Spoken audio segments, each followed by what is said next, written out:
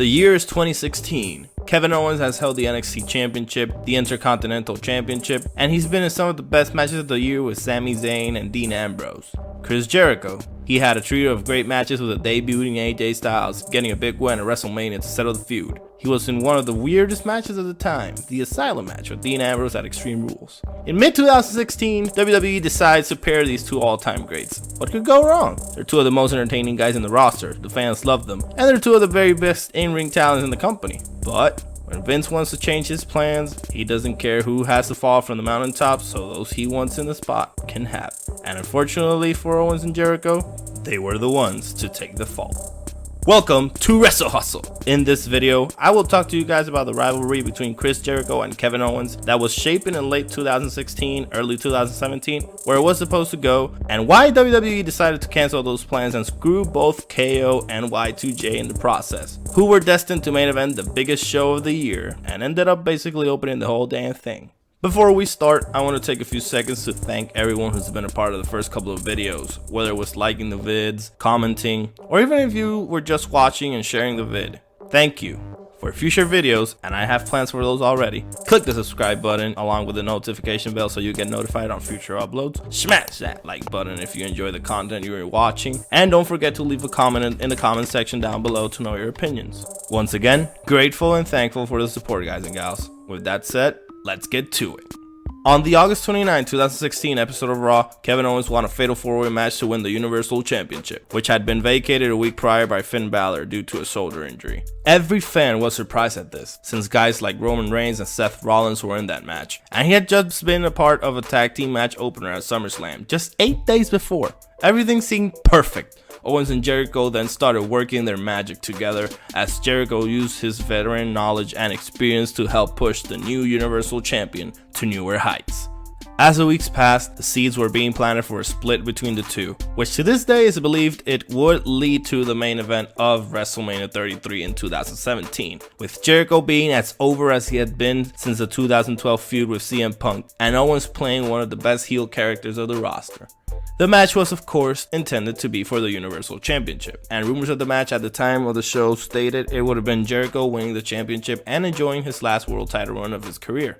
I don't remember the exact source, but I remember reading or listening that Jericho was thinking of retirement until Vince told him the idea of the WrestleMania main event with KO. That's when he started thinking of new ideas for his character, like the scarf and the famous list of Jericho. But why did this magnificent plan not go through? A feud that had people desperate to see the betrayal of either Chris or Kevin, and as obvious as what happened in real life. Owens eventually betrayed Jericho on the February 14, 2017 episode of Raw, during a segment we all know and love, the Festival of Friendship. Well, Goldberg and Brock Lesnar had other plans.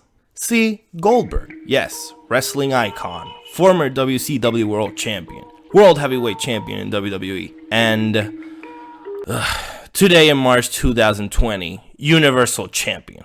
He hadn't been seen in a WWE ring since the infamous WrestleMania 20 disaster he had with Brock Lesnar, who had also not been seen for years since that night, and all of a sudden, the WCW legend decided to sign a 2-match deal with WWE for 2 quick squash matches with Lesnar. One at Survivor Series, the night Goldberg beat the former UFC Heavyweight Champion in a surprising time of 1 minute and 26 seconds, and the other, you guessed it, or simply saw it, and of course you know what happened, at WrestleMania 33.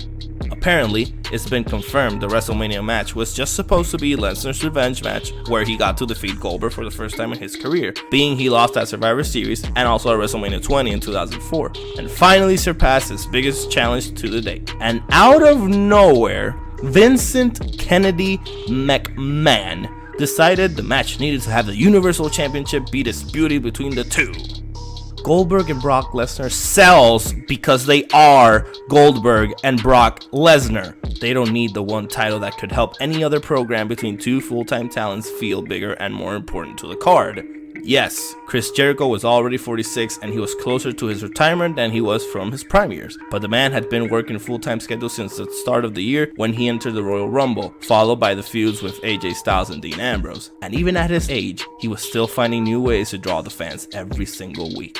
When Goldberg defeated Owens at Fastlane in March of 2017 for the Universal Championship, we all know that night, it was clear to everyone that Vince McMahon, the same man who less than a week ago ruined another young talent's momentum as world champion by giving, once again, the Universal Championship to frickin' Goldberg, was not interested in pushing this feud into the main event scene for WrestleMania. Everything was played out perfectly. Even when we saw the Festival of Friendship, we were hoping that was going to lead into Owens finding the easy way to avoid Goldberg, or even Lesnar going to attack Goldberg, whichever, and this would allow Owens and Jericho to main event Mania with a Universal title, but was not to be. Jericho had won the United States Championship from Roman Reigns on the January 9th episode of Raw, and he carried the title to WrestleMania, where the feud that had potential of main eventing the biggest show of the year now had both men fighting for the most irrelevant title in the WWE on the second match of a 10-match card. Yeah. They built a program from August 2016 to April 2017 just to be second for the United States Championship at WrestleMania. Ugh. I have to stop talking about this because this just pisses me off. This is rumored to be one of the main reasons Jericho eventually abandoned WWE and worked with New Japan Pro Wrestling in January of 2018. Nowadays, Chris Jericho's been killing it at Tokyo Dome, with awesome matches facing Kenny Omega, Tetsuya Naito, and a banger with Hiroshi Tanahashi just 2 months ago. He's also enjoying what could possibly be one of the best runs of his legendary career, as the leader of the group called The Inner Circle, and won the AEW World Championship, which he held from September 2019 up to just this past Saturday, where he lost it at AEW Revolution to Jon Moxley, formerly known as Dean Ambrose. He's worked some of AEW's best matches since their first show, Double or Nothing, in May of last year. The man is proving he could have been WWE's top man on Raw for a few months if Vince had trusted him and Kevin Owens to main event WrestleMania 3 years ago. I mean, Reigns vs. Undertaker main evented that night, and we all know how that went. But what do you guys think? Should Vince have trusted Owens and Jericho to steal the show in the main event? Was it the right call to put the Universal Championship in a match that, although is one of the best of the night in Goldberg vs. Lesnar, didn't need the title to serve their feud? Let me know in the comments down below. Don't forget to subscribe to the channel if you haven't, and click the bell right next to it to know when my next videos come out, and hit that like button if you enjoyed the video. Keep watching more wrestling videos here at WrestleHustle. Thanks for watching.